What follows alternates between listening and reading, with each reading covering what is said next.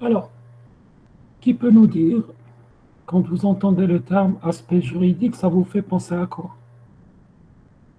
Pour vous, c'est quoi? De quoi est-ce qu'on va parler?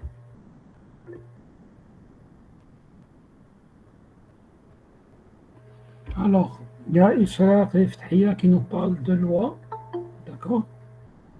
À part les lois, est-ce qu'il y a autre chose?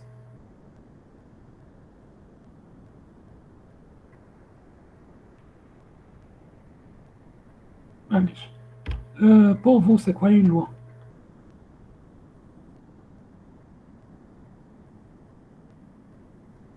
Alors, il y a Ishar qui complète en disant des lois dans le domaine de la sécurité. Alors, l'Onja nous dit qu'une loi, c'est une réglementation. Alors, ça, c'est l'erreur la plus commune. Il y a une différence entre une loi et une réglementation. C'est deux choses complètement différentes. Alors, une règle à suivre, sinon punition. Dans la règle générale, oui, la plupart des lois vont contenir ce qu'on appelle des sanctions. Ça veut dire que pour certaines dispositions de la loi, soit vous les respectez, soit vous êtes sanctionné. Mais une loi ne veut pas forcément dire qu'il y a une sanction. Vous allez trouver certaines lois pour lesquelles il n'y a aucune sanction qui est prévue.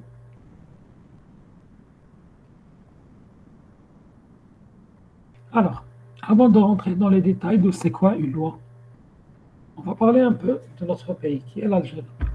Alors, dans l'Algérie, notre mode de gouvernance, c'est quoi? Est-ce que nous avons un roi? Est-ce que nous avons un empereur? Est-ce que nous avons un chef de tribu? Est-ce que nous avons un tsar? Qui est-ce qui dirige ce pays? Il a quelle qualité?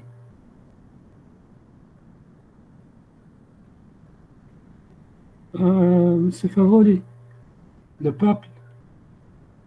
Je pense Oui, pas parce qu'en que, tant que, je pense pas qu'en tant que peuple, c'est vous qui dirigez le pays, hein.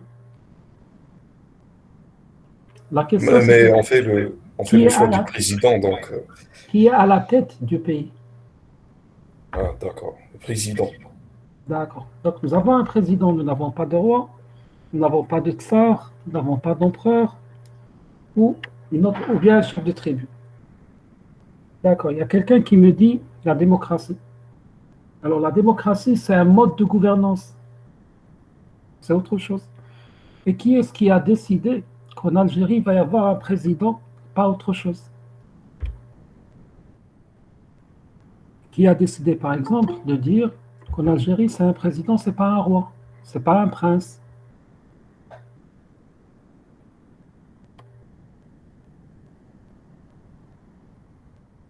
Alors, il y a Lydia et Assam qui nous parlent de constitution.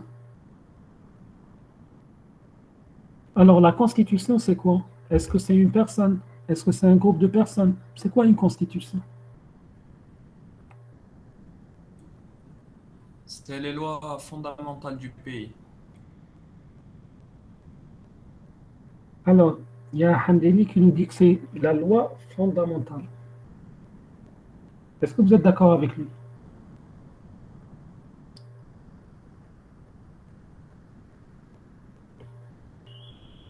Est-ce que vous êtes d'accord avec lui sur le fait que la Constitution est une loi fondamentale?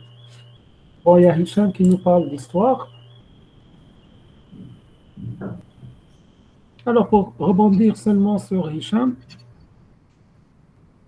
quand il me dit que c'est l'histoire qui a décidé, moi je te dirais dans l'histoire, si on revient dans l'histoire, l'Algérie, il y avait un deuil avant la colonisation.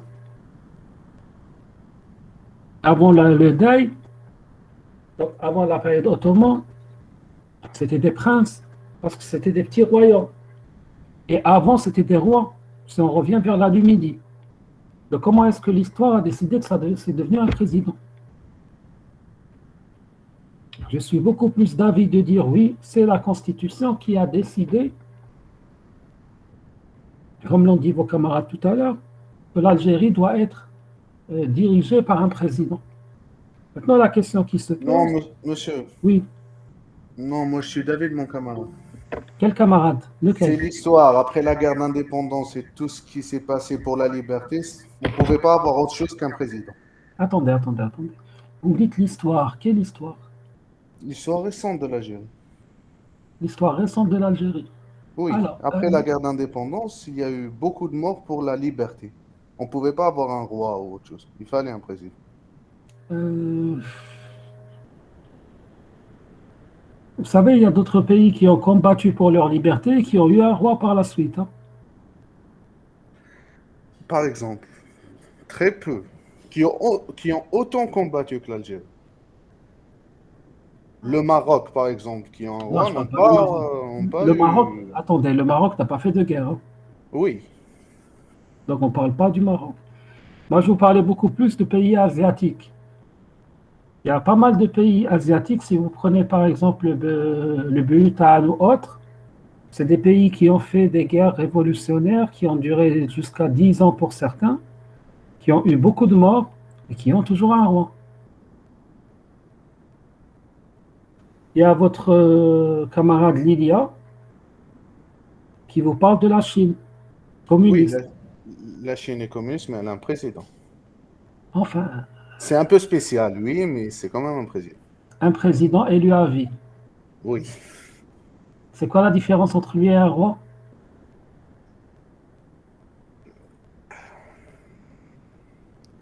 Honnêtement, c'est quoi pour vous la différence entre un roi et un président qui est président jusqu'à sa mort? Oui.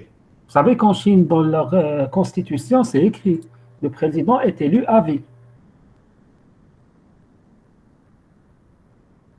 Il est quand même élu. La différence, c'est que c'est Attendez, pas son attendez, fils qui reprendra le pouvoir attendez.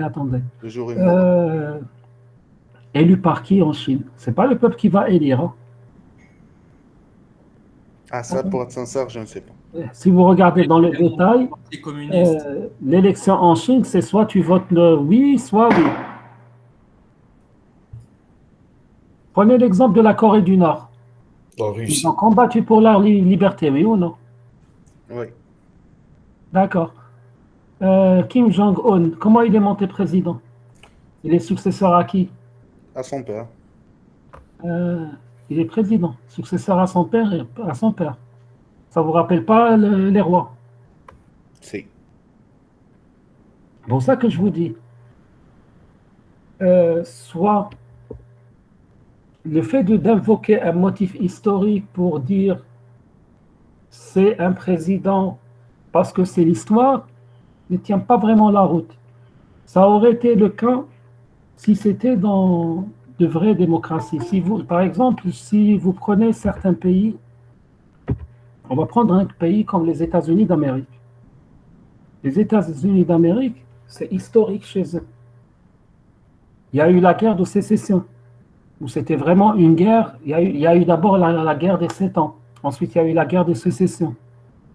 Donc, ils étaient obligés d'aller vers un président. Pourquoi? Parce qu'il y avait des États fédérés, les États étaient en guerre entre eux. Donc là, vous pouvez avoir des arguments historiques qui vont vous pousser pour dire voilà pourquoi c'est un président et voilà pourquoi c'est un État fédéral. Pourquoi? Parce qu'il y a eu cette transparence qui est connue par tous, qui nous permet de remonter dans l'histoire et de connaître les origines, si vous voulez, de cette histoire de président.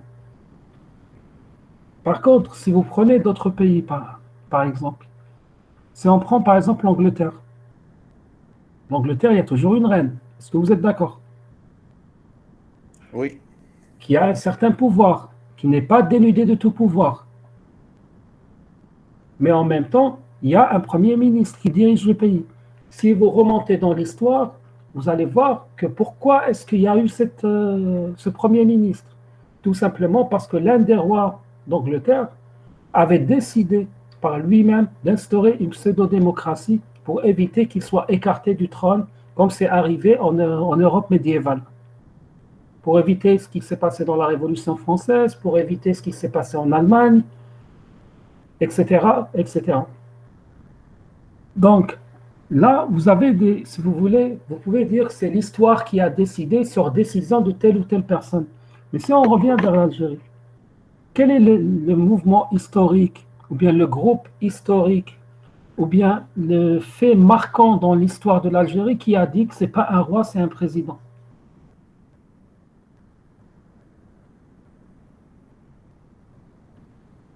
Alors, M. Ferroli et M. Mohamed Benkwa, sincèrement, je n'ai pas envie de rentrer avec vous dans un débat FLN, parce que sincèrement, le cas de débat à l'FLN, parce que l'FLN a toujours été tout sauf démocratique. Hein. Monsieur, ce qui a fait, c'est que déjà au début de la guerre, il n'y avait pas un dirigeant, il n'y avait pas, contrairement à peut-être d'autres. Alors, il y avait le groupe des 22, on est d'accord, qui ont Voilà, déclenché la oui. Mais on révolution. n'avait pas un qui se dégageait. D'accord. Dans le groupe des 22, à la fin de la révolution, il restait combien? 5. Très peu, j'imagine. Il restait très peu, la plupart étaient morts. Oui. Ensuite, il y a eu un premier gouvernement, le gouvernement provisoire, Tafahat Abbas. Il y a eu un premier président de l'Algérie. Ensuite, si vous avez lu l'histoire de l'Algérie, il y avait le peuple qui est sorti dans les rues pour créer. Non, avant Ben Bella, il y avait un autre président. C'était le gouvernement provisoire qui a été installé avec un président à sa tête. C'était Ben Khadda à l'époque, le premier président de l'Algérie. Ensuite, il y a eu certaines choses, on va en parler dans quelques secondes, qui ont fait en sorte que le peuple est sorti dans les rues pour crier Sebasni Barakat. Est-ce que vous avez entendu parler de ça? Oui. Voilà, ces gens sont sortis dans la rue pour crier Sebasni Barakat. Parce qu'il y avait un début de guerre civile. Pourquoi il y avait un début de guerre civile Parce qu'il y a des gens qui ont voulu prendre le pouvoir. et qui ont pris le pouvoir par la force? Maral. Parce que ça, les moujahidines qui étaient à l'intérieur avaient mis un pouvoir civil, Ma'abbalandan, etc. à l'époque.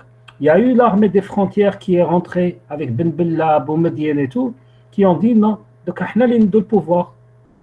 Il y avait presque eu une guerre civile où les gens sont sortis dans les rues pour dire Sebasni Barakat Habsouna. On ne veut plus encore un autre bain de sang. Et si vous lisez l'histoire de l'Algérie, juste après 62, avant la prise de pouvoir de Ben Bella, il y a eu plein de massacres de moujahidines dans différentes wilayas. Essayez de vous documenter sur l'histoire algérienne, vous allez voir tous les massacres qu'il y a eu et toutes les guerres fratricides qu'il y a eu pour le pouvoir. Si le peuple n'était pas sorti pour dire Sebasni Barakat, ceux de l'intérieur et ceux de l'extérieur se seraient entretués encore plus longtemps.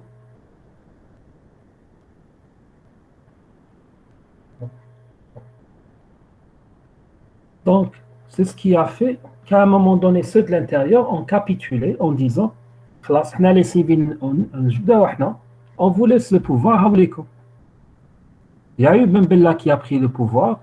Quelques années plus tard, en 64, il y a eu le coup d'État. Pour lui dire, il a pris son pouvoir, qui est resté président jusqu'à sa mort. Il y a eu un autre militaire qui a pris le pouvoir, qui était Chadli. Ensuite, jusqu'en 92, 91, où il a été démissionné, Machi, il a démissionné, que les choses soient claires. Ensuite, il y a eu la décennie noire, et ensuite d'autres présidents, ainsi de suite. Donc, le fait de dire c'était un président pour des raisons historiques, pour la simple raison que c'était le choix, etc., c'est un peu biaisé dans l'histoire. Mais bon, on va fermer cette parenthèse.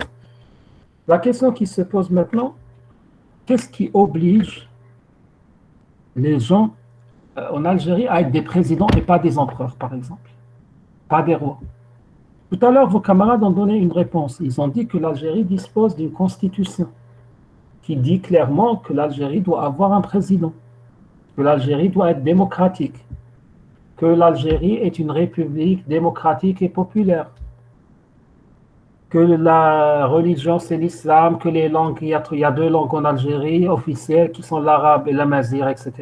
Donc il définit un certain nombre de principes.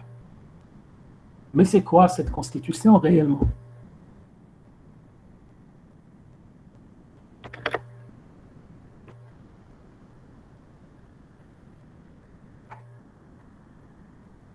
D'accord. Vous me dites, elle définit les institutions de l'État. Ça, qu'est-ce qu'elle contient? Mais c'est quoi? En elle-même, c'est quoi? Ce document représente quoi? Quelle est sa valeur? C'est le résultat d'une culture. Résultat d'une culture, je n'irai pas jusque-là. Alors, il y a quelqu'un qui me dit que c'est des textes de loi. Alors, il faut savoir que la Constitution est un seul texte. Ça ne peut pas être plusieurs textes en même temps. Quelqu'un qui me dit que c'est un document juridique. Oui, c'est un document juridique. Alors, j'ai enfin la bonne réponse de la part de Mahdi qui me dit que c'est la loi fondamentale d'un État. Effectivement, la Constitution, c'est ce qu'on appelle une loi fondamentale. On ira plus loin en disant qu'une Constitution, c'est la loi des lois. Imaginez que c'est, par exemple, la racine de toutes les lois dans un pays. Donc, c'est à partir de ce document qu'on va définir comment fonctionnera un État, de quoi sera composé l'État et comment seront les futures lois d'un État. Et généralement, bon, je dis bien généralement parce que, bon, que les choses soient claires, ce que je vais vous dire maintenant ne s'applique malheureusement pas à l'Algérie. Pourquoi? Parce que généralement, dans tous les pays du monde, la Constitution est une loi, est un document périn, qu'on ne modifie pas. Ou du moins qu'on modifie très, très, très rarement. Et à chaque fois qu'on la modifie, on justifie ça et on modifie ça pour des besoins impérieux. Qui dit un besoin impérial, ça veut dire quoi? Ça veut dire qu'il y a eu un changement radical dans la société qui nécessite cette modification, ou bien qu'on a rencontré un problème qu'on n'arrive pas à surmonter avec la constitution actuelle, donc on est obligé de modifier quelque chose dans cette constitution pour pouvoir surmonter ce problème. Alors, généralement, l'un des cas d'école, quand on parle de constitution, c'est les États-Unis d'Amérique. Alors, est-ce que vous connaissez un peu l'histoire des États-Unis?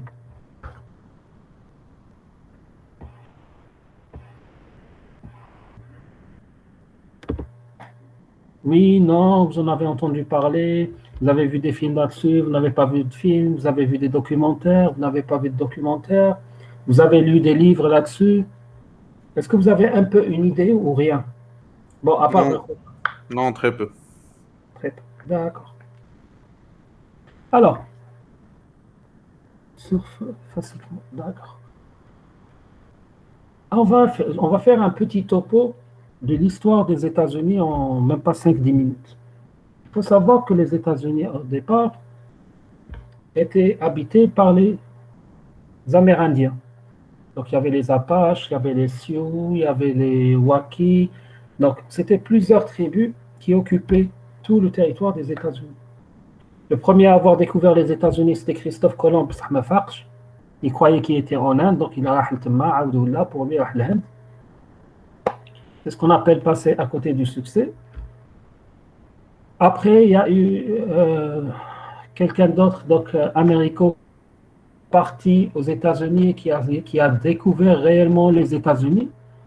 Ensuite, c'était le début de la colonisation des États-Unis d'Amérique par les Européens.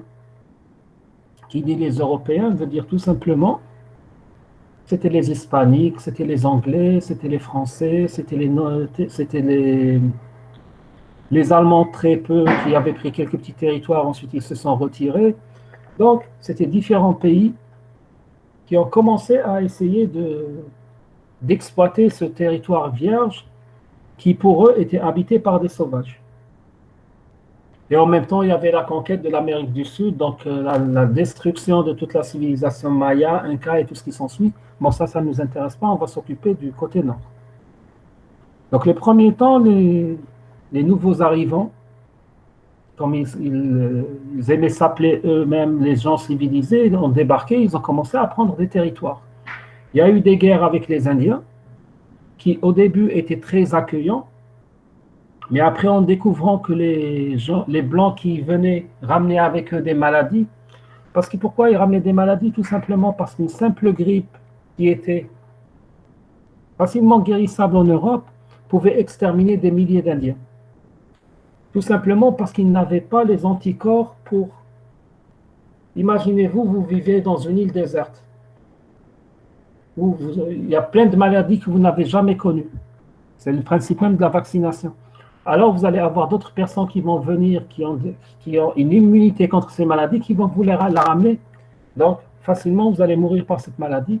En même temps, c'était des hommes blancs qui empêchent, qui volaient vos terres. Comment est-ce qu'ils volaient vos terres? Tout simplement en, en essayant de construire des villes sur vos terrains agricoles, en même temps en essayant de tuer votre source de nourriture qui était les bisons, les animaux sauvages et tout en essayant de vous exclure de vos territoires.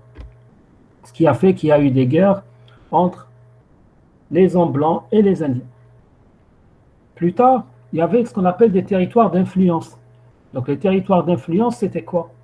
C'était des zones qui étaient contrôlées par des Français, d'autres zones qui étaient contrôlées par des Anglais, et chacun des royaumes voulait avoir son expansion, donc il y avait des guerres entre les Français et les Anglais sur le territoire américain. Comme vous le savez, c'est les Français qui ont perdu, tout simplement parce que les Anglais ont pris le maximum de territoire. Et la question qui se pose, d'où vient cette notion d'État? Il faut savoir que pour éviter que des gens puissent s'accaparer de grandes terres et être archi-milliardaires et revendre les terrains à d'autres, donc les gens qui avaient colonisé et construit des villes au départ interdisaient aux autres, par la force de pacte qu'ils avaient signé avec les Indiens, par la force de pacte, de coloniser d'autres territoires. Alors comment ils faisaient? Imaginez que c'était une genre de ruée, donc une genre de course. Par exemple, comme si je prends le cas de l'Algérie, voilà, on est sur Alger, Tipaza, Blida, Tizi Ouzou, etc. Demain, il y a un nouveau territoire qu'on va ouvrir à la colonisation, par exemple, qui s'appelle Oran. Imaginez, Oran est vide. On va dire, par exemple, le jeudi à minuit, la course commence. Donc, il y a une armée qui se met autour. À minuit, on vous donne l'autorisation à aller, les gars, courir. Le terrain, il s'ahlo. Donc, les gens allaient en courant, à dos de cheval, enfin, chacun avec ses moyens. Le premier arrivé prenait un terrain, il l'encerclait avec du fil ou n'importe quoi, mettait une pancarte, ça c'est à moi, c'est bon, là, il haq. Et donc, ce nouveau terrain qui a été ouvert à la conquête devenait une nouvelle ville. Et cette nouvelle ville devenait un nouvel État. Donc, on dira par exemple, l'État de Pennsylvanie a été créé. Ensuite, ils attendaient quelques années et ils faisaient une nouvelle ruée vers la conquête. Et chaque État qui est créé, c'est un nouveau terrain qui est volé aux Indiens. Donc, voilà en quelque sorte comment les États ont été créés. Ensuite, évidemment, à la tête de chaque État, il y avait un gouverneur qui dirigeait cet État, qui avait son indépendance, qui avait ses propres lois, etc. Donc, quelques années plus tard, il y avait des guerres entre les États. Alors, ces guerres entre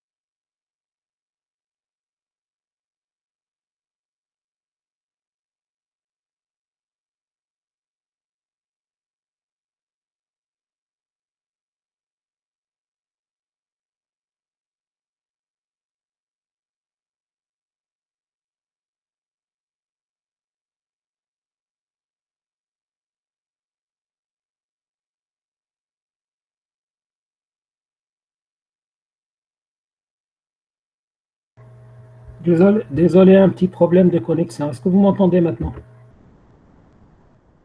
Oui. Oui, monsieur, on vous entend. Ok, d'accord. Donc, je disais, ces États, pour se libérer, si vous voulez, du joug anglais, se sont alliés. Donc, il y a eu la Confédération du Nord, il y a eu la Confédération du Sud. Donc, après avoir battu, en quelque sorte, les Anglais, ces deux coalitions sont rentrées en guerre entre elles.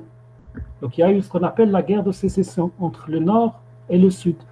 Donc, le Nord était par la suite un État qui a aboli l'esclavagisme. Le Sud était un État esclavagiste. Et il a fallu attendre l'arrivée d'Abraham Lincoln pour fédérer ces deux États, ces deux partis. Alors, pour fédérer ces deux partis, donc lui, il a mené la guerre à partir du Nord. Il a gagné cette guerre. Et les Américains se sont réunis autour d'une table et ils ont défini ce qu'on appelle la Constitution des États-Unis d'Amérique. C'est pour ça que pour eux, la Constitution est sacrée, parce qu'elle est venue pour arrêter une guerre qui a duré plus de 10 ans entre les États du Nord et les États du Sud. Et c'est le document qui a créé les États-Unis d'Amérique, donc qui a créé le pays. Parce qu'avant cette constitution, le pays tel qu'on le connaît maintenant n'existait pas. Il y avait les Nordiques, il y avait les Sudistes. Ce qui fait que c'est un document très, très sacré chez eux, qui est composé d'amendements. Le premier amendement, c'est les libertés, par exemple. Donc, chaque amendement a une valeur. Il faut savoir que la Constitution des États-Unis n'a presque jamais été réellement modifiée. Quand on dit n'a jamais été modifiée, on parle de modification de fond. Ce qui a été modifié dans cette Constitution, donc vous pouvez même voir sur Internet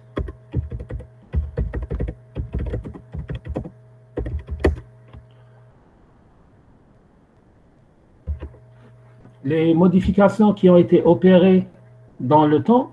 Donc, chaque modification a été suivie par des débats qui a opéré, si vous voulez, des modifications mineures, mais qui ont existé, si vous voulez, pour tout simplement améliorer certaines choses ou pallier à certains problèmes qui ont, en quelque sorte, causé des problèmes d'ordre juridique ou bien d'ordre carrément gouvernemental.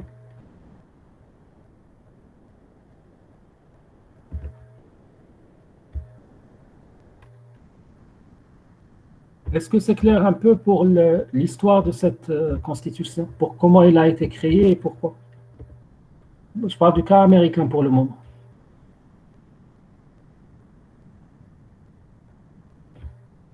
Alors, je vous donne un exemple d'un amendement. Par exemple, alors, il faut savoir qu'il y a eu, durant toute l'histoire des États-Unis, 27 modifications de la Constitution. Alors, l'une des modifications que je peux vous citer, alors, avant, par exemple, pour leur 24e amendement, ils ont offert le droit de vote, ils ont décidé comme quoi le droit de vote ne peut pas être refusé à quelqu'un qui n'a pas payé ses impôts. Pourquoi? Parce qu'avant, si vous ne payez pas vos impôts, vous n'avez pas le droit de voter. Donc par la suite, ils avaient décidé que même si le droit de vote ne peut pas être limité. Alors, il y a eu un amendement, par exemple,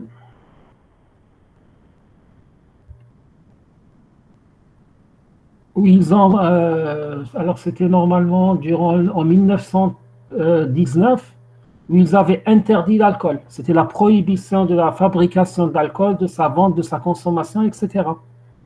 Cet amendement a été annulé en 1933.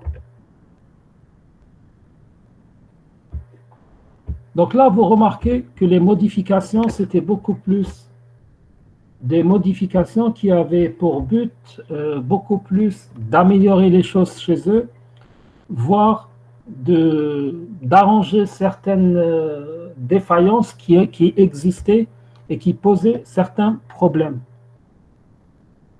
Si on prend par exemple le 5e amendement, donc c'était l'article 5 de la Constitution qui, lui, a défini comment est-ce qu'on peut modifier cette Constitution. Il faut savoir que jusqu'en 1808, on ne pouvait pas modifier la Constitution des États-Unis. C'est en 1808 qu'ils se sont rendus compte qu'il y a des problèmes et qu'il est temps d'introduire certaines modifications à cette Constitution.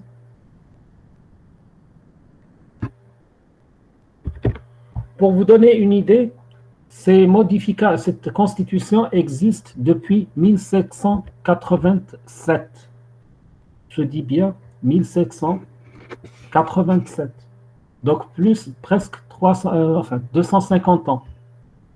Et en 250 ans, elle a été modifiée 27 fois.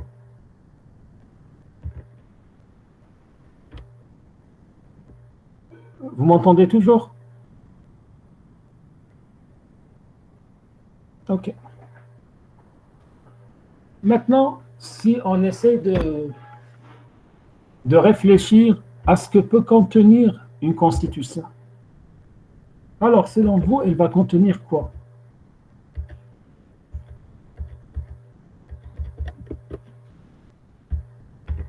Est-ce qu'elle va rentrer dans des détails ou bien elle va contenir des choses uniquement fondamentales?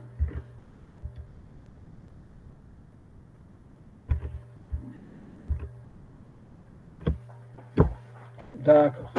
Donc, comme l'a dit votre camarade Mohamed, une constitution ne peut contenir que des choses fondamentales. Pourquoi?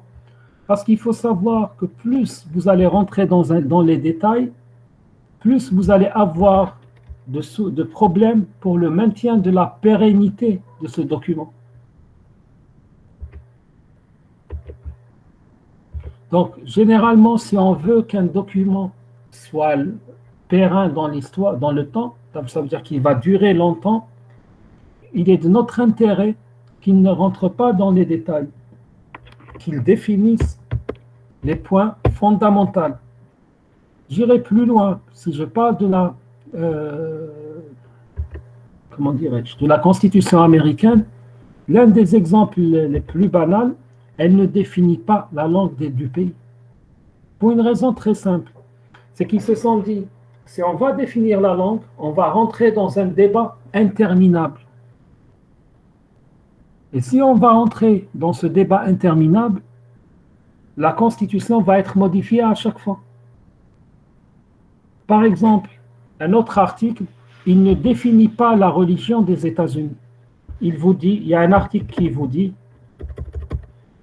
In God we trust. Tout simplement. Pardon, il y a une erreur de frappe. Ceci veut dire tout simplement, nous croyons en Dieu.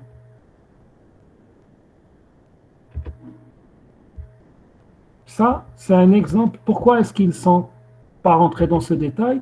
Tout simplement parce que c'est un pays où il y a plusieurs religions. Vous avez des chrétiens, vous avez des juifs, vous avez des amérindiens qui ont leurs propres croyances, vous avez des musulmans, enfin musulmans, il n'y en avait pas beaucoup à l'époque. Donc, il y avait des gens athées, etc. Donc, ils ont évité tous les sujets conflictuels sur lesquels il n'y avait pas eu de consensus. Pourquoi est-ce qu'on parle de consensus? Parce que c'était une constitution consensuelle. Maintenant, si on revient vers les constitutions à travers différents pays. Alors, la question que je vous pose, à votre avis, est-ce qu'il existe des pays dans le monde qui n'ont pas de constitution?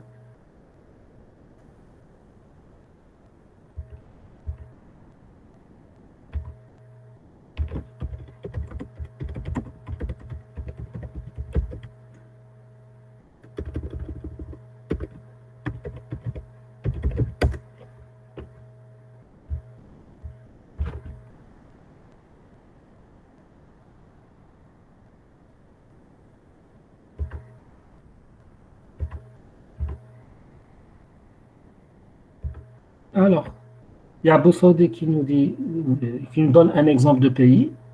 Il y a Ali Alouane qui dit il existe. Effectivement, il existe 3 pays sans constitution.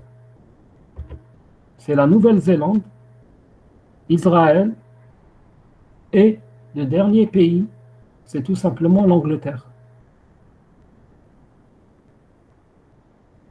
Bon, pour nous, Israël n'existe pas, on ne la reconnaît pas, mais pour toute la planète, elle existe, hein, y compris pour les autres pays musulmans.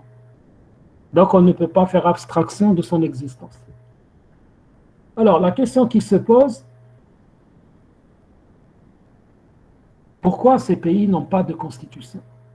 Alors, on ne va pas parler de l'Angleterre parce que c'est un problème qui est lié à la royauté. On va parler d'Israël, de la Nouvelle-Zélande.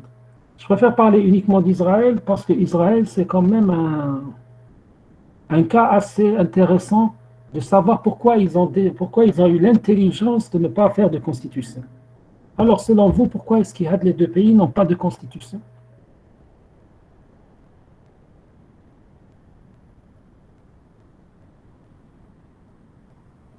Tout à fait exact, Lilian.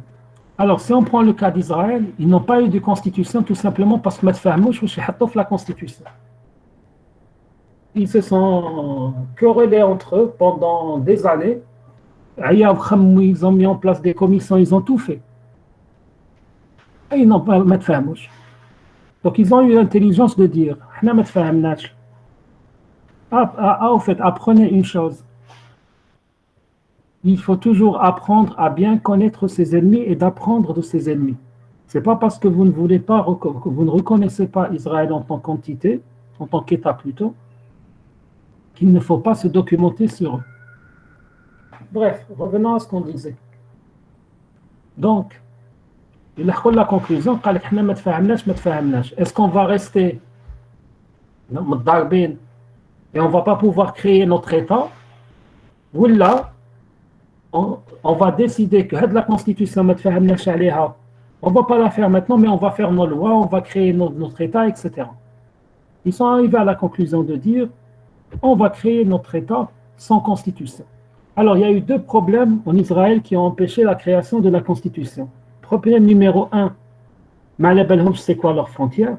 Israël, et jusqu'à maintenant, ils ne le savent pas. Alors, vous avez les plus extrémistes qui vous disent Israël, ça commence à partir du fleuve du Nil en Égypte jusqu'au fleuve de l'Euphrate en Irak. Donc, on va la coloniser autour d'Israël, on le met la constitution. D'autres qui vous disent non, c'est les frontières de telle année, d'autres qui vous disent non, etc. Et le problème légal qu'ils ont eu, c'est qu'ils ne peuvent pas mettre dans leur constitution qu'ils vont prendre des parties à d'autres pays qui n'ont pas encore pris. Parce que ce sera une déclaration de guerre. Donc déjà, problème numéro 1, la frontière, mais qu'est-ce qu'il fait? Problème numéro 2 qu'ils ont eu, c'est quoi la religion? Il faut savoir qu'ils ne peuvent pas dire on est juif, point.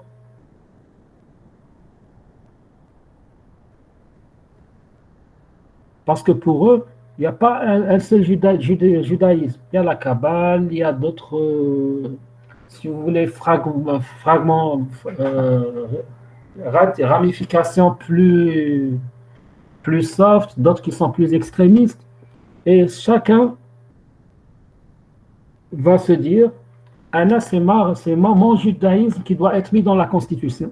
Et ils ont failli même arriver à une guerre civile. Donc, on n'en parle pas.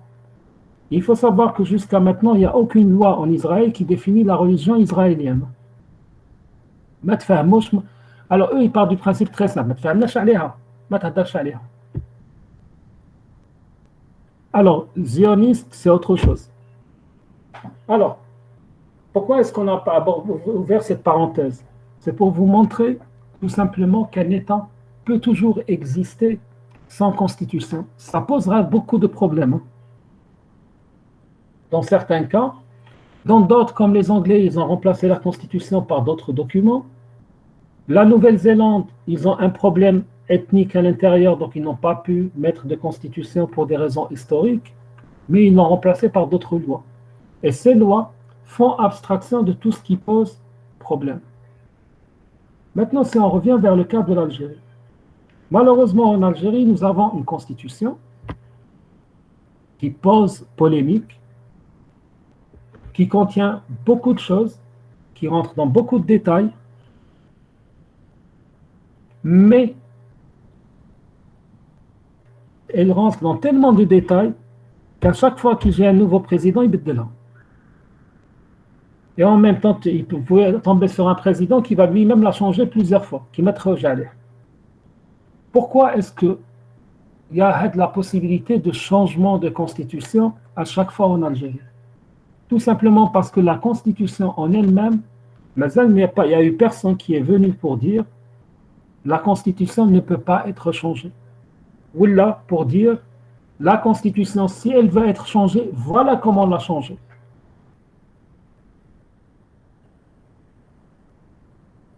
Ça veut dire quoi? Si vous vous rappelez, je ne sais pas si vous rappelez, le problème de la Constitution est le suivant.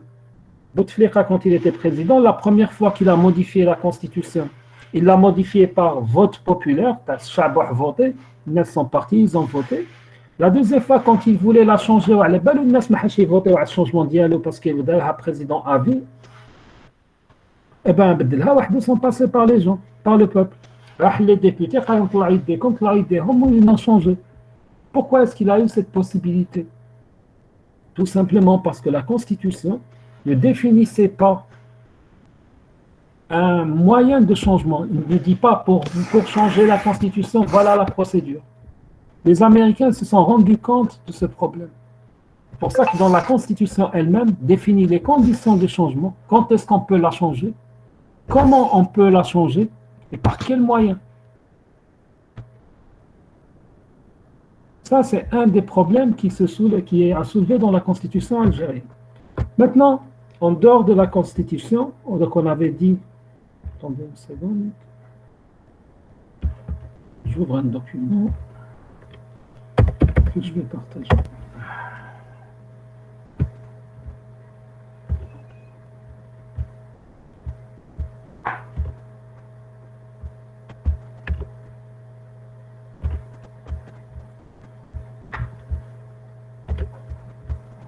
Alors, on a dit la loi des lois, c'est la Constitution. OK. Bon, je ne dis pas que personne ne s'est pas rendu compte du problème ou bien que quelqu'un s'est rendu compte du problème en Algérie. Là, on ne fait que constater le pourquoi des choses. Maintenant, à votre avis, quel est le document qui vient juste après la Constitution en termes de valeur?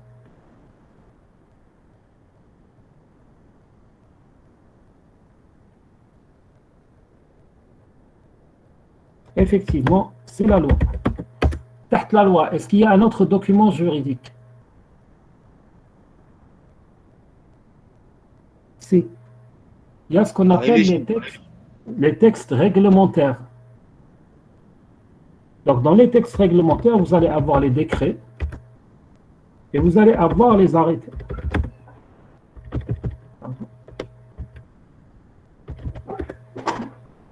Alors, il faut savoir que voilà les textes qui définissent les aspects juridiques et réglementaires en Algérie. Donc, vous avez la Constitution qui est la loi des lois, vous avez les lois, vous avez les décrets, ensuite vous avez les arrêtés. Donc là, on va discuter c'est quoi chacun de ces documents, à quoi il sert, comment il est créé, et il est créé par qui. Alors, la Constitution, on avait dit, c'est un document qui est censé ne jamais être modifié presque, qui est censé être voté par le peuple, etc., etc., qui est créé par des groupes de personnes qui sont censés être des gens sages, avec une certaine maturité, etc., qui ont une vision à long terme et tout. Maintenant, les lois. Alors, une loi est créée par qui? Et c'est quoi une loi? Il faut savoir qu'une loi, c'est un texte qui va contenir des règles générales des obligations, des droits et des sanctions.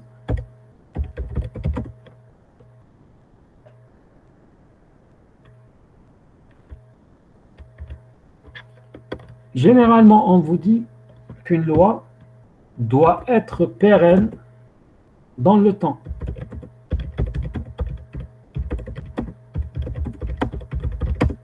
Il faut savoir qu'en Algérie, il y a des lois qui n'ont pas été modifiées depuis 30 ans. Donc, ils sont plus vieux que les constitutions. Pourquoi? Parce qu'ils ont été bien faites et qu'ils n'ont pas eu besoin d'être modifiés. Par la suite, dans notre cours, on verra certaines lois qui nous intéresseront et qui sont en relation avec le domaine de la sécurité informatique. Maintenant, comment une loi est créée? À votre avis, qui décide de créer une nouvelle loi? Effectivement, elle est créée par le gouvernement, etc. Mais le processus est un peu plus complexe que ça. Alors, généralement, une loi va être initiée. Alors, l'idée de la loi peut être initiée soit par un ministère, soit par le président, soit maintenant par le Parlement. Mais pour le Parlement, au vu de la nouvelle Constitution, il faudra que la majorité soit d'accord. Par contre, pour le ministère ou le président, non. Il suffit qu'un ministre décide, il peut travailler dessus. Alors, ça, c'est l'idée de la loi. Par la suite, comment ça va se faire? Donc, si l'initiateur est le président, il peut confier le travail à un ministre ou un groupe de ministres. Maintenant, si c'est un ministère qui est à l'origine,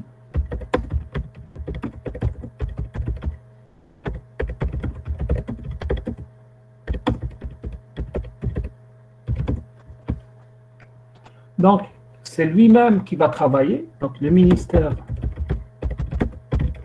travaille sur le projet, sur le document,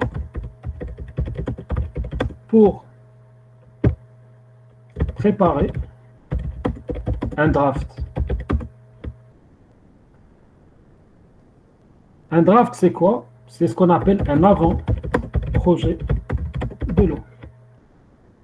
Donc, il va travailler dessus. Donc, il peut faire appel à des experts ou à d'autres ministères concernés. Donc ça, c'est un premier travail qui va se faire. Donc généralement, le travail wahdo peut durer 3 mois à une année. Par la suite, une fois qu'ils ont fait cet avant-projet de loi, le ministre en question va le soumettre à une réunion du gouvernement. Alors, il va le soumettre à une réunion du gouvernement. C'est quoi une réunion du gouvernement?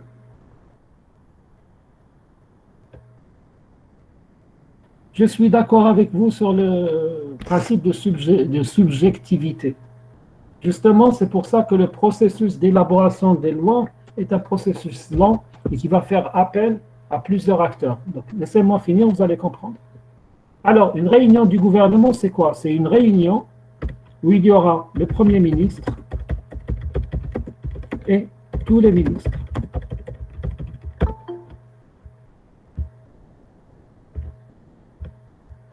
Alors, une fois que la loi est présentée à la réunion du gouvernement, chaque ministre va donner son avis. Donc, son avis, ça veut dire quoi? Ça veut dire, est-ce qu'il est d'accord? Est-ce qu'il n'est pas d'accord? Est-ce que ça pose un problème? Ça pose pas de problème? Est-ce qu'il a des objections? Il n'a pas d'objection? Voilà ce qui va se faire. Et généralement, lors de cette phase, la loi n'est jamais acceptée. Et à ce moment-là, le Premier ministre, qu'est-ce qu'il fait? Il décide de leur dire, voilà, il y a telle et telle réserve de tel ministère, telle réserve de tel ministère, telle remarque, telle objection, tel problème qu'on a remarqué, etc. Donc, vous devez retravailler sur cette loi dans le cadre d'une commission de différents ministères. Et généralement, le travail se fait dans une institution qu'on appelle le SGG, pour dire secrétariat général du gouvernement,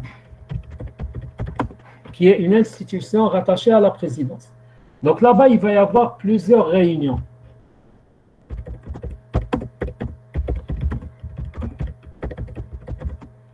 Durant cette réunion, il y aura qui? Il va y avoir le ministère concerné.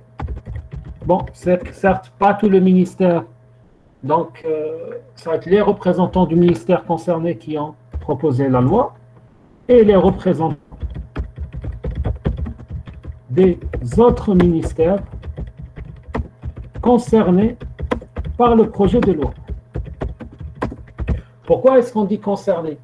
Je vous donne un exemple. Imaginons qu'ils sont en train de travailler sur une loi sur le chiffrement. Chiffrement qui est un domaine technique, informatique, etc. Le ministère du tourisme ne va pas assister. Ils ne vont pas l'inviter. Ils disent que le tourisme, je vais chiffrement. Par contre, le ministère des TIC va assister, le ministère, par exemple, de la Défense d'Emini va assister parce que le chiffrement, sécurité, etc. Donc, il va y avoir les ministères qui vont utiliser vraiment le chiffrement vont assister. Par exemple, le ministère des Finances va assister. Pourquoi? Parce que les banques sont utilisatrices de chiffrement, les banques, et ça représente un risque par rapport à leur système, etc. Donc, il va assister. Donc, les ministères concernés vont assister. Pour les ministères, il va y avoir des débats et des réunions où chacun va poser ses objections. Il peut y avoir des ministères qui vont rouge, noir. Donc, ils vont essayer de résoudre les conflits qu'ils arrivent à résoudre à leur niveau. Une fois qu'ils ont leur réunion, et même s'il y a des objections, il y aura une nouvelle réunion du gouvernement. Alors, durant cette nouvelle réunion, le ministre initiateur va présenter la loi. Enfin, toujours l'avant-projet. Alors, il va le présenter, le nouveau avant-projet, et à ce moment-là, les ministères qui ne sont pas d'accord vont présenter leurs arguments. À ce moment-là, ce sera le Premier ministre qui va trancher.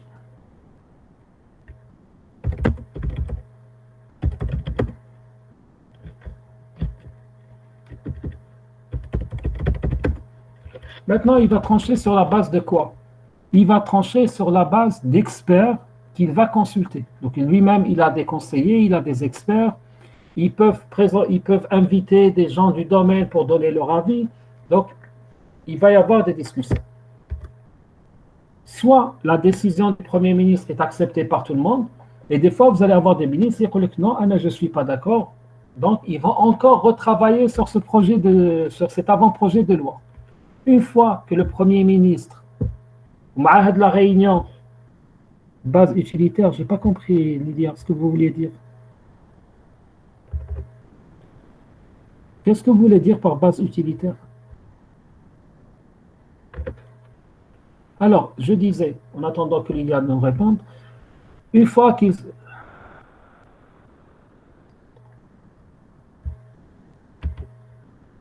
Ah, d'accord.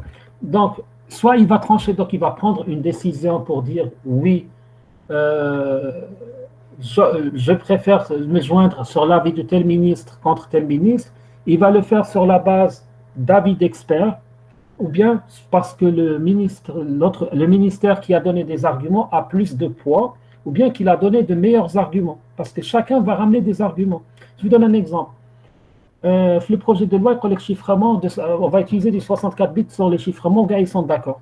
Et j'ai le ministre, par exemple, à l'ETIC, je ne sais pas quoi, il dit non, 64 bits, un chiffrement, il y a telle étude qui a démontré que c'est cassable en tant de temps, telle étude qui a démontré, telle étude, il va les convaincre.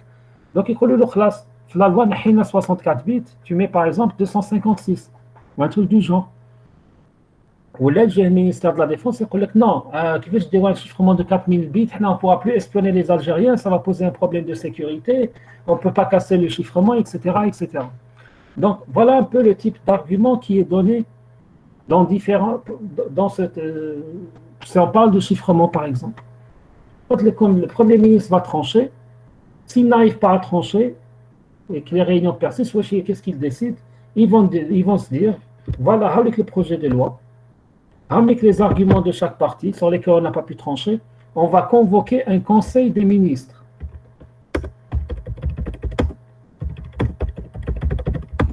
Alors, un conseil des ministres, c'est quoi? C'est tout simplement une réunion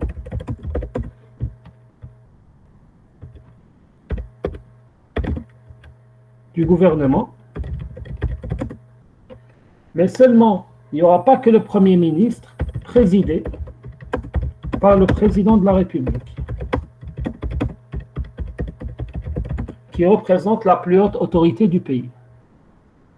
Ça veut dire quoi? Ça veut dire qu'il y aura tous les ministres, il y aura le Premier ministre et il y aura le président.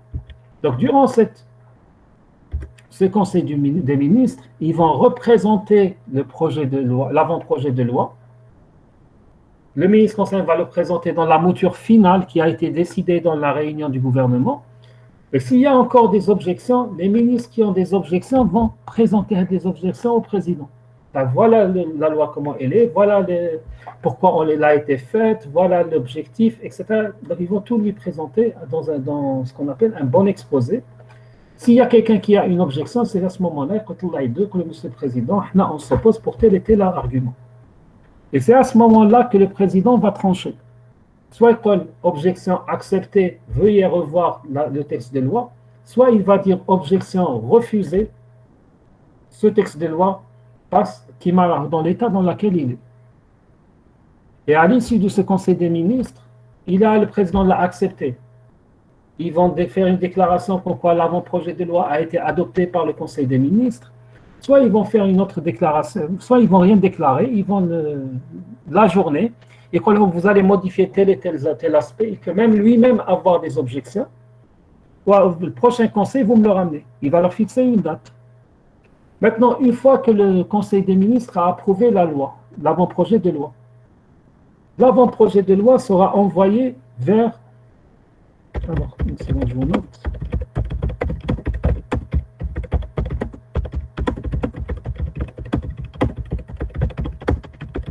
Sera transmis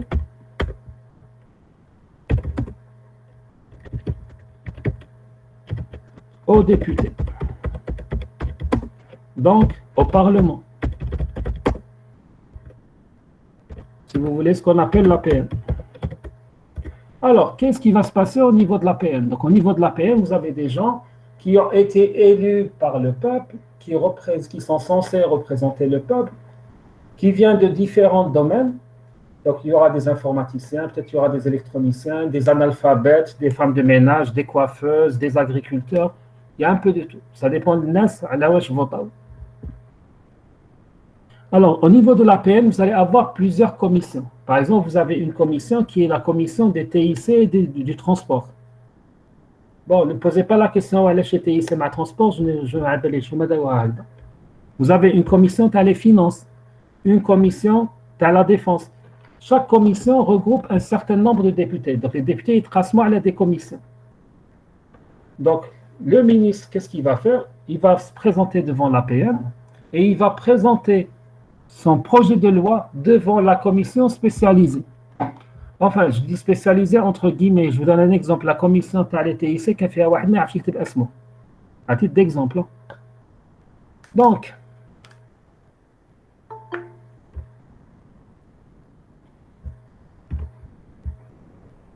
il va se présenter devant la commission, il va présenter l'avant-projet de loi. Ensuite, la commission va discuter l'avant-projet de loi article par article. Pour le discuter, qu'est-ce qu'ils font généralement? Ils font appel à des experts indépendants. Ça peut être des directeurs de banque, des directeurs d'entreprise, des universitaires, ça peut être n'importe qui. C'est la commission qui décide, elle va inviter qui? Elle va inviter ces gens en leur donnant une copie de cet avant-projet de loi et en leur demandant de le critiquer et de leur donner leur avis. Donner leur avis, ça veut dire quoi? Ça veut dire donner tout ce qu'ils pensent de ce projet de loi. Une fois que la commission a fini son travail, donc elle va faire quoi? Il faut savoir que cette commission a la liberté de modifier tout l'avant-projet de loi. Elle peut modifier l'article qu'elle veut. Bien sûr, en présence des membres du ministère concerné qui a présenté. Donc, eux vont dire, on veut modifier ça, qu'est-ce que vous en pensez? Ils vont discuter, négocier, pour sortir après avec un nouveau avant-projet de loi qui contient des articles qui vont rester tels quels, soit des articles modifiés. Une fois qu'ils auront terminé leur travail, qui peut durer une semaine, un mois, des fois même jusqu'à 2 mois, ils vont présenter cet avant-projet de loi en plénière. En plénière, ça veut dire quoi? Ça veut dire devant toute l'APN, devant tous les députés. Donc, ils jouent soit dans sa globalité, soit article par article, où les députés ils votent. Article 1, on le garde tel quel. Est-ce que vous êtes d'accord? On est d'accord ou là non? Article 2, on l'a modifié, on a remplacé ça par ça. Est-ce que vous êtes d'accord, oui ou non? Ou là, le projet de loi, la commission va faire une présentation en disant l'article de loi qui a été proposé, nous on a modifié ça, ça, ça et ça. Est-ce que la PN est d'accord? Donc, par vote à main levée, soit oui, soit non. S'ils sont d'accord, le projet de loi passe. S'ils ne sont pas d'accord, le projet de loi est annulé. Une fois que l'APN a adopté le projet de loi,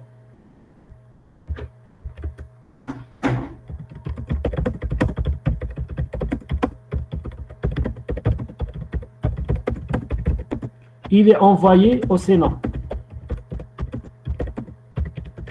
Alors, le Sénat, c'est quoi? Ce qu'on appelle Majlis al-Umma. Donc, c'est une deuxième APN en quelque sorte, par laquelle la loi va encore passer, va être représentée, et ils doivent voter aussi à main levée. Soit ils qablouha, soit ils vont la rejeter. S'ils vont la rejeter, la loi est annulée. S'ils vont l'accepter,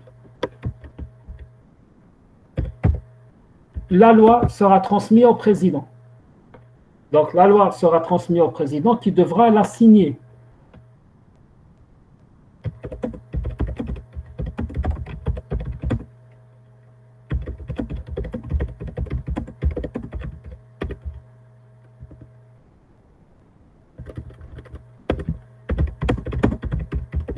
Et une fois le président a signé la loi sera publiée dans le journal officiel.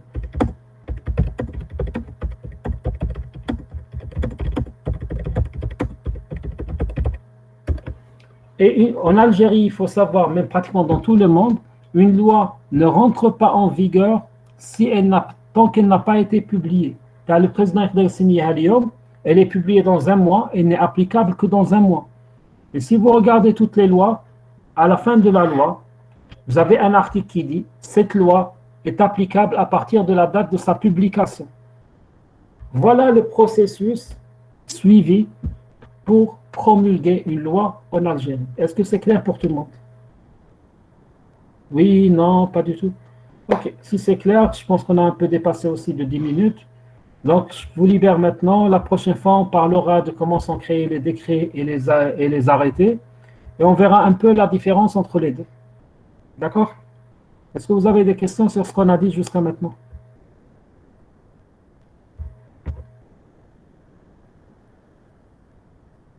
Si pas de questions, je vous dis bon courage et bonne journée. D'accord, merci. Bonne journée.